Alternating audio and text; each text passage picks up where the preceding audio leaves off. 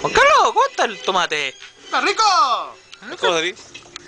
¡Ah, amigo, guajo bruto! ¡Ah, sale! ¡Sale, weón! Chirola que... es chirola. Es chirola. ¡Ah, ¿cómo se hace esta weá, po? ¡El guaso bruto! ¡El guajo bruto! Mira, acá ¿Aquí vemos sale la meada? Juan Carlos cortando tomate y en la casa... ¡Uy, uy! Este otro Juan Carlos. Miren el ojo, diferente, tiene café. Weón. este modelo es el K933. El weón puede proyectarse a dibujar un plato, pero el weón no hace nada. Vos soy el weón. Yo decir weón a los demás, yo soy el weón. Vos trabaja. Chuche, tomate. Ah, Baja. cómete esta weá, pues weón.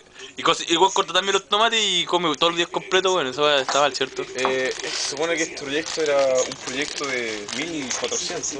El robot. ¿Cómo se llama el robot? Robot Vender. Solamente podría doblar los instrumentos. Doblaba. Y ahora le cambiamos el chip y el weón puede hacer comida. Si lo sentamos todos los días. Ahí está el queso. Y no reacciona a los golpes, ¿cierto?